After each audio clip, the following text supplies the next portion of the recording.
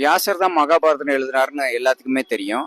வியாசரோட பையன் தான் சூதர். சூதர் வந்து ஒரு முனிவர். அவர் வந்து நைமிசாரண்யன்னு ஒரு இடத்துக்கு வர்றாரு. அங்க சவுனகர்னு ஒரு ரிஷி வந்து யாகம் பண்ணிட்டு இருந்தாரு.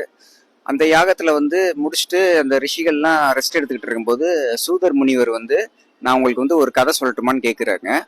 அப்போ வந்து அங்க இருந்த ரிஷிகள் எல்லாருமே அவரை வெல்கம் பண்ணி நீங்க எங்களுக்கு என்ன கதை சொல்ல போறீங்க அப்படின்னு கேட்குறாங்க. அவர் வந்து சொல்றாரு, நான் ஜனமே ஜெயின் யாகத்துல இருந்து வரேன்.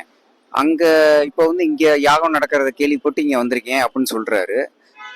சரி, நான் உங்களுக்கு 2 சாய்ஸ் தர்றேன். உங்களுக்கு நான் வந்து மகான்கள் கதை சொல்லவா இல்ல மகாபாரதம் கதை சொல்லவான்னு கேட்குறாரு.